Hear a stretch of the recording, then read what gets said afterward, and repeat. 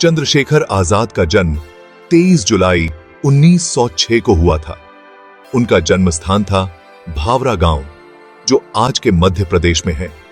चंद्रशेखर का जन्म का नाम चंद्रशेखर तिवारी था। उनके माता पिता सीताराम तिवारी और जगरानी देवी थे।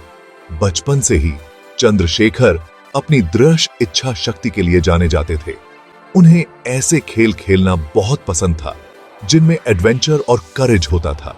बहादुर योद्धाओं और नायकों की कहानियां उन्हें बहुत अच्छी लगती थीं।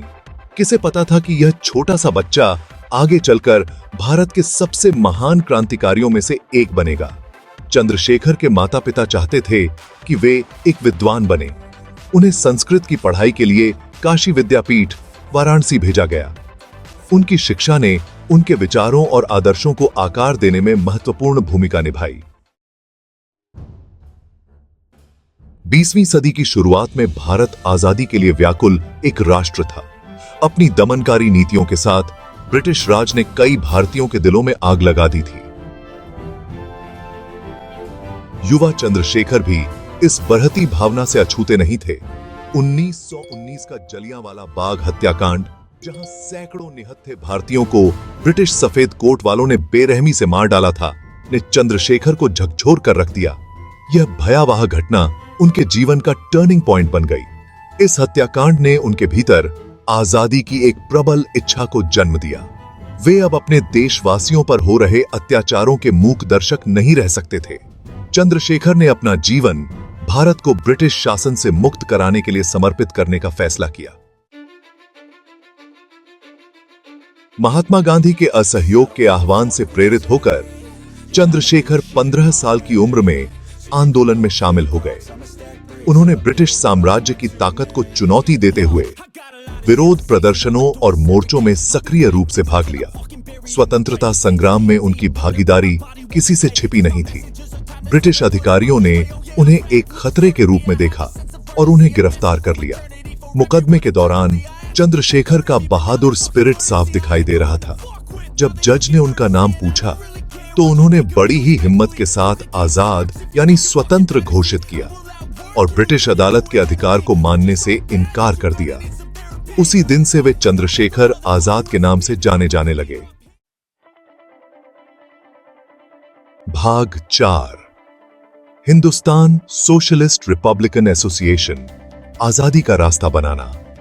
चंद्रशेखर आजाद का मानना था कि भारत की आजादी केवल पूर्ण स्वतंत्रता से ही मिल सकती है, न कि अंग्रेजों की दया से। उन्होंने महसूस किया कि दमनकारी औपनिवेशिक शासन को उखाड़ फेंकने के लिए सशस्त्र क्रांति आवश्यक है।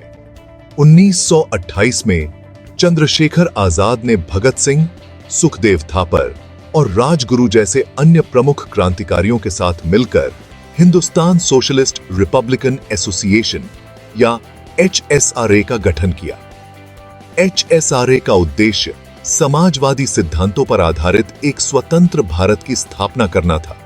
वे पूर्ण स्वतंत्रता में विश्वास करते थे और इसे प्राप्त करने के लिए बल प्रयोग के लिए तैयार थे।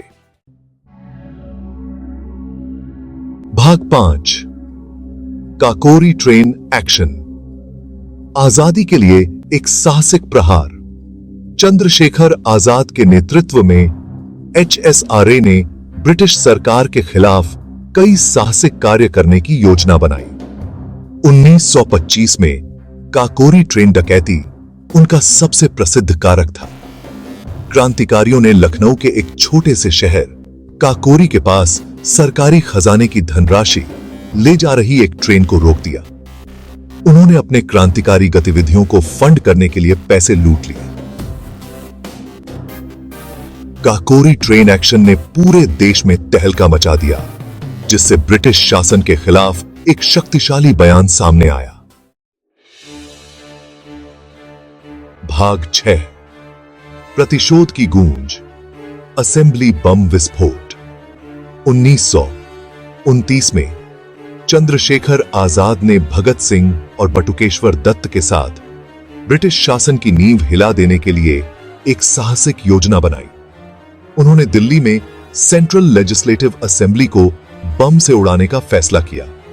उनका मकसद किसी को मारना नहीं था, बल्कि ब्रिटिश सरकार की दमनकारी नीतियों के खिलाफ अपनी आवाज बुलंद करना था। बम विस्फोट ब्रिटिश लोगों को यह बताने का एक शक्तिशाली संदेश था कि उनका शासन अजेय नहीं है, डिब्बा का था। भाग 7 आजाद। शिक्षक, नेता, प्रेरणा।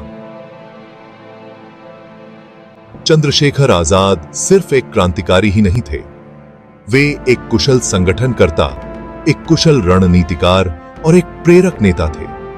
उन्होंने अपने साथियों को गुरिल्ला युद्ध में प्रशिक्षित किया, उन्हें हथियार और विस्फोटकों को संभालना सिखाया। उन्होंने उनमें अनुशासन, साहस और देशभक्ति की भावना पैदा की।